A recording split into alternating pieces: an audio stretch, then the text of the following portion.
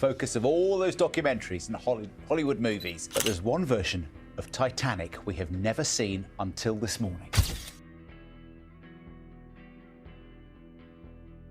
The RMS Titanic was famously labeled unsinkable in its time, yet history and conspiracy theories suggest it was woven together with ominous signs and critical errors. From horrifying photos recently recovered from old camera to the mystery of the ship's missing key, here are 20 haunting photos taken before the Titanic sank. Number 20. The Dogs of Titanic.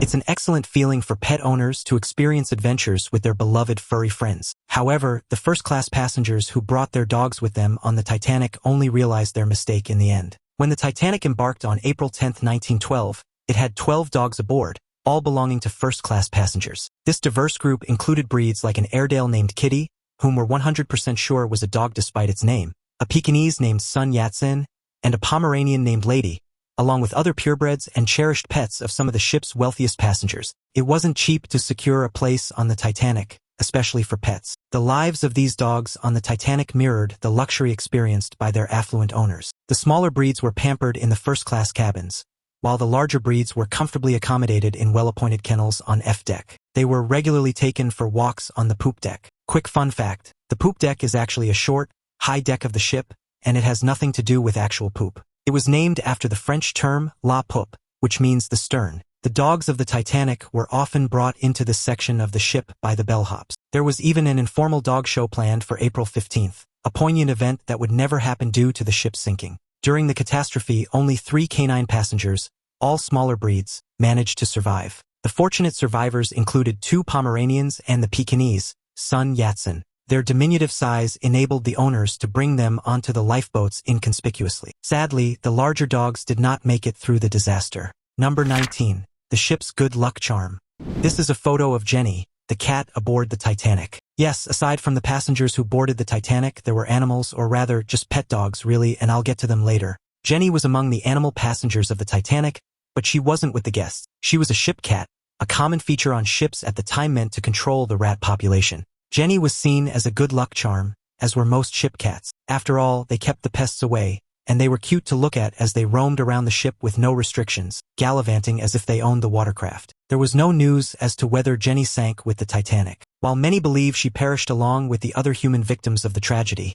others believe that Jenny predicted the Titanic's disaster. It's quite interesting. She's thought to have come aboard the Titanic while it was docked in Belfast, making her home in the galley in early April 1912. Shortly before the Titanic set off on its doomed voyage, Jenny had kittens. She and her young were cared for by Joseph Mulholland, an Irish stoker. Now, legend has it that Jenny took her kittens off the ship one by one when the Titanic docked at Southampton. Mulholland, seeing the cat choose to relocate her young, decided to let the Titanic leave without him. He claimed that Jenny must have seen the disaster coming. Perhaps her motherly instinct saved her and her litter. Well, at least this is what legends claim to this day. The true story of Jenny remains shrouded in mystery. Number 18. The Goodwin Family. This photo has an incredibly tragic backstory. This was the Goodwins, a working-class family. They boarded the Titanic hoping to start anew and have a brighter future in the new world. Frederick, a 42-year-old signalman, and his wife, Augusta, 43, were accompanied by their 6 children,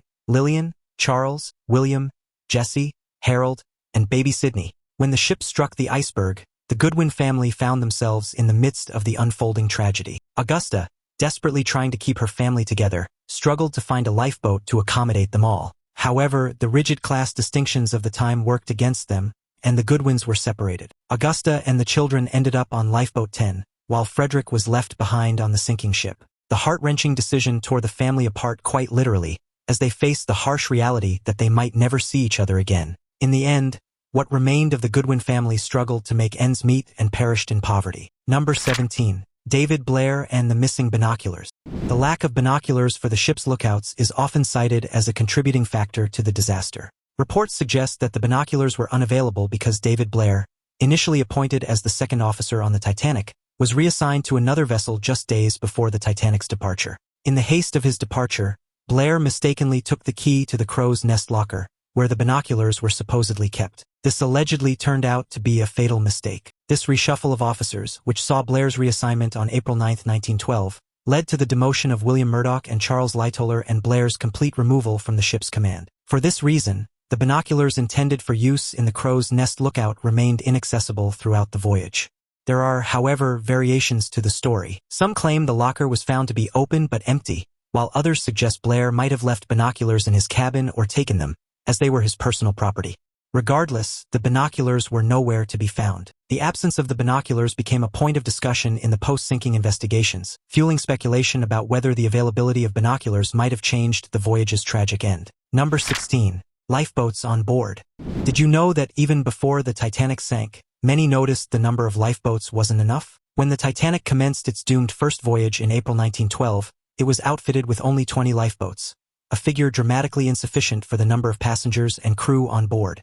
Perhaps it was the ignorance of this protocol that sealed the Titanic's fate. The Titanic was equipped with a mix of lifeboats, 14 standard wooden lifeboats, each with a 65-person capacity, 2 wooden cutters accommodating 40 people each, and 4 collapsible canvas lifeboats capable of holding 47 individuals apiece. Altogether, these boats had a capacity for about 1,178 people, just a fraction of the ship's full capacity. However, even this limited capacity wasn't fully utilized, as lifeboats were launched with significantly fewer passengers than they could hold. The Titanic's fate was doomed from beginning to end. Initially, the ship was designed to carry 32 lifeboats, which would have sufficed for all people on board if all spaces were properly occupied. Yet this number was cut to 20 to prevent overcrowding of the decks. This decision was in line with then-current regulations, which based lifeboat requirements on the ship's cargo, not on its passenger capacity. The deployment of the lifeboats was a complicated and drawn-out operation. It required 80 minutes to send off all 16 lifeboats, averaging about 10 minutes per boat.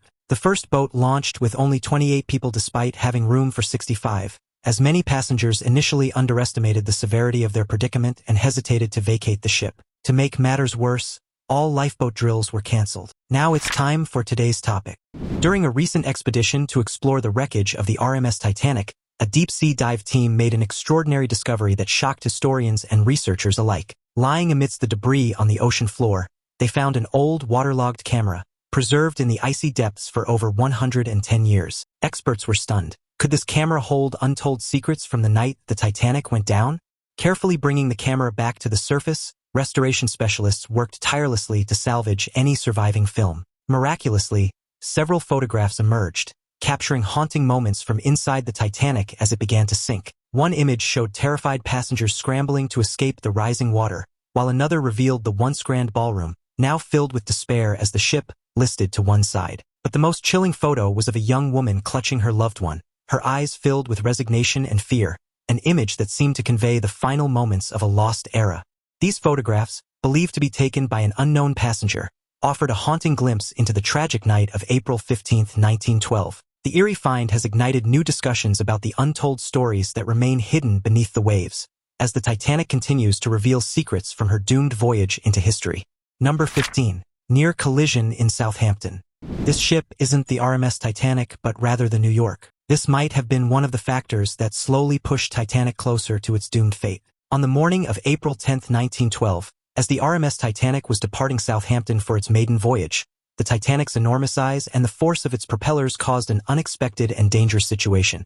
RMS Titanic was running at 6 knots when she passed by the New York and the Oceanic, who were tied together. The SS New York was accidentally dislodged from its berth by the water displacement created by the Titanic's movement. As a result, the New York began to drift toward the Titanic, presenting a real risk of collision. Quick action by Captain Smith, assisted by pilot George Bowyer in the tugboat Vulcan, successfully averted what could have been a disastrous start to the Titanic's journey. This incident, which delayed the Titanic's departure, was seen by some as an unsettling sign of what was to come. Number 14. Crowd boarding. The boarding of the Titanic was a moment filled with contrasting emotions, excitement for the new journey and poignant farewells to loved ones. For many, it was their last goodbye, a chilling thought when we reflect on the tragedy that followed. The first-class passengers, comprising the wealthy and elite, boarded the Titanic in elegant attire. Women wore laced corsets, expensive gowns, and satin shoes, while men donned tuxedos or suits and top hats. Prominent figures, including American millionaires like Benjamin Guggenheim and John Jacob Astor and socialites like Molly Brown, were among the first-class passengers. They enjoyed luxurious accommodations and services, including sumptuous meals and extravagant staterooms. Third-class passengers, in contrast, were often workers or immigrants seeking a new life in America. Their attire was simpler, with women in long skirts and high-collared blouses, and men in breeches and iron shirts. The accommodations for third-class passengers were more Spartan, reflecting their socioeconomic status. Despite the stark differences in living conditions, these passengers shared a common hope and excitement for the future. Among them were about 120 Irish passengers, most of whom were immigrants, and a large number of passengers from other nations, including Scandinavians. It's heart-wrenching to think that for many of these passengers, the farewell they waved while boarding was their final goodbye. As the Titanic embarked on its ill-fated voyage, little did the passengers know that their dreams and aspirations would soon be engulfed by one of the most tragic maritime disasters in history. Number 13. J.P. Morgan's cancellation.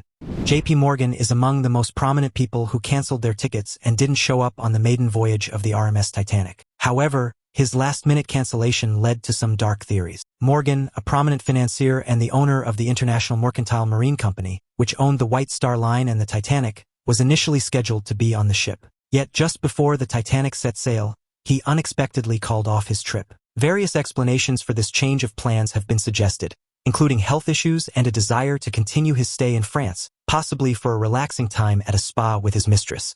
While it wasn't seen as something suspicious until the Titanic sank, J.P. Morgan was a prominent figure, and it would be expected for him to want to socialize with others on the ship. Many believe he might have known about the RMS Titanic's fate. Some believe he planned the ship's sinking to eliminate business rivals against his financial plans, particularly the creation of the Federal Reserve System. Advocates of this view contend that removing these key individuals on the Titanic would facilitate the establishment of the Federal Reserve. Another more speculative theory, with even less substantiation, links Morgan to the 1898 novel Futility by Morgan Robertson, which eerily foretold a disaster involving an unsinkable ship akin to the Titanic. Some conspiracy theorists speculate whether this novel influenced Morgan to orchestrate a similar catastrophe. While it's true that these theories are merely theories, many continue to dwell on their probability. Number 12. The musicians of the Titanic. In this photo are the 8 musicians aboard the RMS Titanic. If you've read about the tragedy of the Titanic, it's likely that you've come across their names before. The orchestra, comprising 8 members under the leadership of bandmaster Wallace Henry Hartley, is celebrated for their exceptional courage and dedication to their art. As the Titanic succumbed to its fate on April 15, 1912, bandmaster Wallace Hartley, an English violinist, was esteemed for his musical talent and leadership. Following the disaster, his body was found and laid to rest in his hometown of Colne, Lancashire, where thousands attended his funeral. His violin was also recovered from the wreck, making it among the most valuable finds from what remained of the ship. John Law Hume was a Scottish violinist with a reputation for skillful musicianship. The band also included George Alexander Crins, a Paris-born violinist. Aboard was also Percy Cornelius Taylor, proficient in piano and cello, and finally John Wesley Woodward, a cellist. The story goes that these individuals continued to play soothing music for the passengers as the ship went down. While there are differing reports regarding their final performance and the last song they played, it's generally agreed that their music offered solace in the ship's harrowing last moments. Some survivors recalled the hymn Autumn, while others believed the last song was Nearer, My God, to Thee. In their final moments, they embraced their passion until they took their final breaths. Number 11. Misleading title. Whenever someone mentions the RMS Titanic, they often refer to her as the Unsinkable ship, but we never really found out how she got this moniker, which seemed to have emphasized its failure after its sinking. Contrary to popular belief, the Titanic was never officially described as unsinkable without qualification until after its sinking. Prior to the disaster, only 3 trade publications described the Titanic as practically unsinkable, and likely one of these was never published. Yet it's pretty ironic that the Titanic continues to receive ridicule for the irony of its moniker and its final fate. Number 10. The ship's third class. With the number of films created after the RMS Titanic story, it's common knowledge that the ship was the epitome of luxury, at least in its first-class sections. The first-class passengers aboard the Titanic were the creme de la creme of society, ensconced in an environment of opulence. They were surrounded by the finest amenities, luxurious cabins, gourmet dining, and extravagant social spaces, all adorned with grandeur befitting the elite. With cabins strategically located closer to the lifeboats, they had a survival rate of about 62%, as highlighted in Sandra L. Taki's 1999 analysis. In stark contrast, the third-class passengers, consisting mainly of immigrants dreaming of a new life in America, experienced a very different journey. The third-class accommodations, though more comfortable compared to other ships of the time, were modest and functional. The cabins, located in the less desirable parts of the ship, were often irregularly shaped and subjected to the noise and vibrations of the engines. Public areas for these passengers were simple emphasizing hygiene and maintenance over luxury. The segregation was not just in terms of amenities but also in access to critical life-saving resources. The physical barriers and gates that separated third-class quarters from the rest of the ship made it challenging for these passengers to access lifeboats in time. When the tragedy struck, it wasn't just a disaster at sea. It was also a stark revelation of the social inequalities of the time. The disproportionate survival rates and the challenges faced by third-class passengers in accessing lifeboats and information showed the grim reality where one's social status could be a matter of life and death. Number 9. The Unsinkable Stewardess.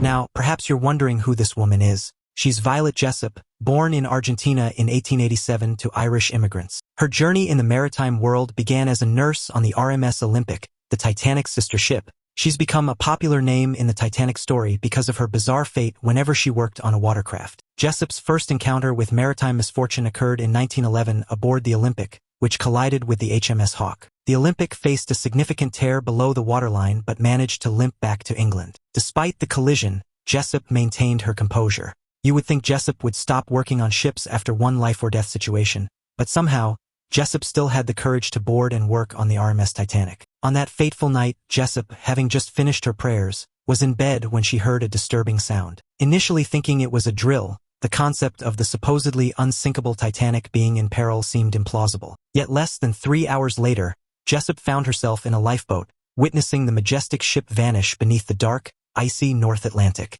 But just as she did on the RMS Olympic, she persevered and survived. Number 8. Titanic's twin. This is a photo of the RMS Titanic, or at least what we believe is the RMS Titanic. There's a creepy conspiracy that the Titanic was swapped with its sister ship, the Britannic, as part of an elaborate insurance scam or a devious plan to avoid a financial disaster. Quite the audacious claim, isn't it?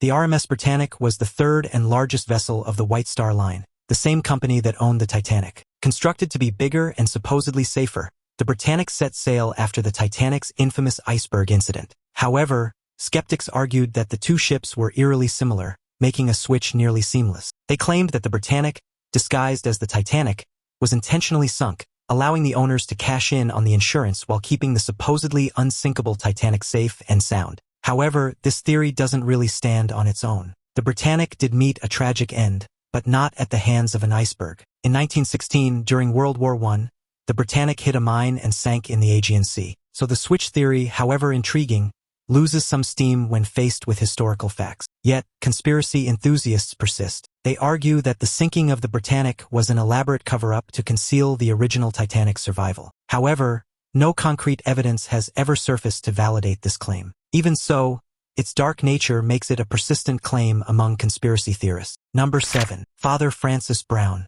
In 1912, Francis Brown received a first-class ticket for the Titanic's initial voyage from Southampton to Queenstown, now Cove, Ireland, as a gift from his uncle, the Bishop of Cloyne. As an avid amateur photographer, Brown captured many priceless photos on board the Titanic. His photos captured various facets of life on the ship, including its luxurious interiors, passengers, and crew. Among these were the only known photographs of Captain Edward John Smith inspecting lifeboats. These images, captured with his Kodak camera, represent the last known photos of many aboard the ship, including the vessel itself. But his story is different from the rest of the passengers on board the Titanic. He made acquaintances with an American couple who offered to fund his trip to New York. However, after consulting with his Jesuit superior, Brown was instructed to get off the ship in Queenstown. He captured a lot of memories on board, and he ultimately survived the tragedy. Number 6.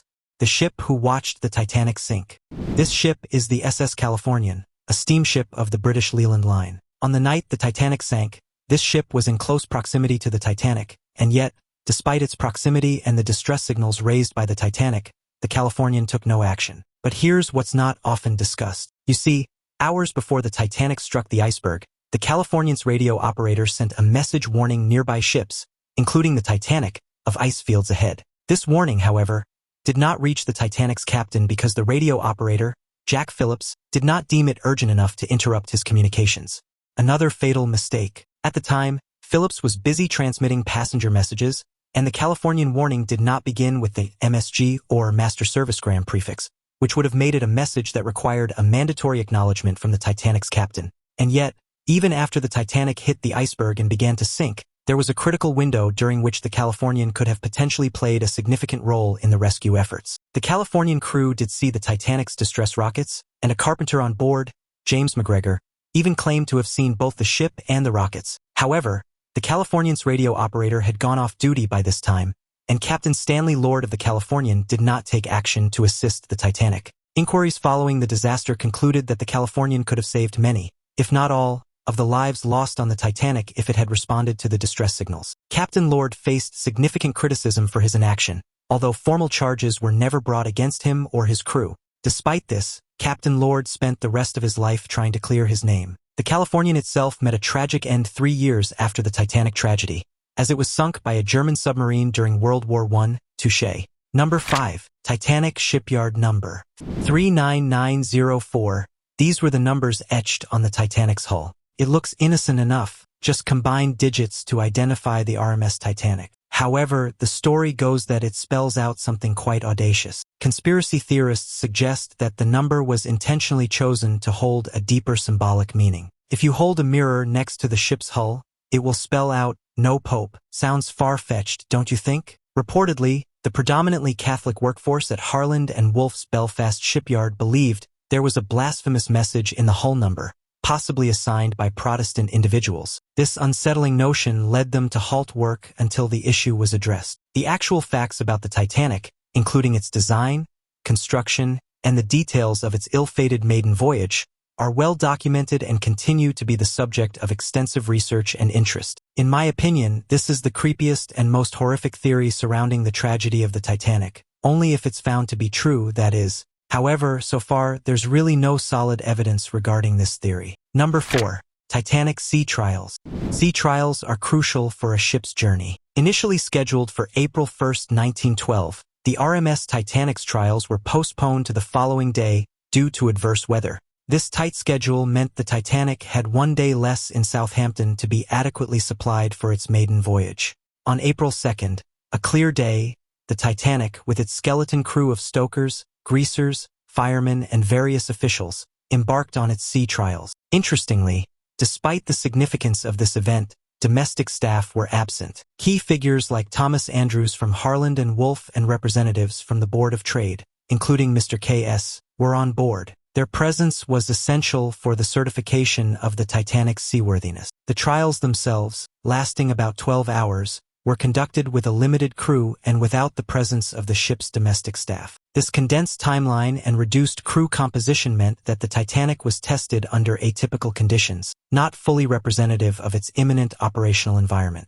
Despite these trials, the ship's maneuverability, speed, and stopping capabilities were assessed, but the tests were arguably not extensive enough for a vessel of Titanic size and complexity. For instance, the most notable test, the crash stop, where the ship was brought to a halt from full speed, took the Titanic about 850 yards to stop completely, while the ship's top speed was recorded at 20 knots. It's possible that the full extent of the Titanic's capabilities remained unexplored due to the brief and somewhat superficial nature of these trials. Upon completion of the trials, the Titanic promptly departed from Southampton, leaving behind a significant opportunity for more comprehensive testing. This rushed approach, in hindsight, seems to have been a precursor to the broader set of oversights and miscalculations that tragically culminated in the ship's demise. Number 3. Coal fire. The story of the Titanic's demise often centers around the iceberg collision, but another element might have played a significant role: a coal fire in one of its bunkers. This is why the RMS Titanic seemed to have given a lot of chances for the higher-ups to postpone her maiden voyage. Red flags, if you will. Before the Titanic embarked on its fateful voyage, the fire was smoldering in coal bunker number 6. This was a situation that the crew was aware of even as the ship left Belfast for Southampton. Journalist Senan Malani, who has extensively studied the Titanic disaster, suggests that this fire may have weakened sections of the hull, making the ship more vulnerable to the damage caused by the iceberg collision. According to Malani's research, the intense heat from the fire could have made the steel hull brittle, reducing its strength significantly. This theory is bolstered by newly discovered photos showing dark marks on the hull near where the iceberg later struck the ship. The fire reportedly started about 10 days before the Titanic left Europe and continued to burn throughout the voyage. This long-duration fire in the coal bunker is believed to have compromised the structural integrity of the ship. Interestingly, officials at the time of the disaster knew about the fire but seemingly downplayed its influence in the original inquiry into the Titanic sinking. However, Some experts argue that the location of the fire and the damage seen in photographs do not align, suggesting that the fire did not significantly contribute to the sinking. They point out that coal bunker fires were not unusual in ships of that era, and that the fire was contained and extinguished before the collision with the iceberg. Number 2. The sole Japanese survivor. Meet Masabumi Hosono, the sole Japanese survivor on that fateful night in 1912. Hosono was born in Japan in 1870 and worked as a journalist before pursuing further studies in the United States. It was during his return journey to Japan that he found himself aboard the Titanic, and yet he survived. But perhaps later in his life, he thought that death might have been better. You see, his survival was met with scrutiny back in Japan. The cultural expectations of the time, which placed great importance on self-sacrifice, made him a subject of public disapproval. Many women died, children as well, and his countrymen believed he was shameful for putting himself first. Hosono returned to Japan to face the judgment of a society that viewed survival at the expense of others as dishonorable. Understandably, there wasn't much known about Hosono after the incident. Number 1. Mummy's Curse. This eerie-looking mummy is known as the Unlucky Mummy. There have been claims that it caused the RMS Titanic to sink. This artifact is not an actual mummy, but rather a painted wooden mummy board or inner coffin lid from the late 21st or early 22nd dynasty. It was discovered in Thebes and is now in the British Museum, catalogued as EA22542. The story goes that the mummy board depicts a high-ranking woman involved in temple music rituals. It was among the cargo on the Titanic on its maiden and last voyage. Which of these mysteries do you find the creepiest? Personally, the idea that a mummy might have cursed the Titanic gives me chills, but what about you? Let me know in the comments below. Don't forget to check out the other cool videos popping up on the screen, and I'll see you in the next one.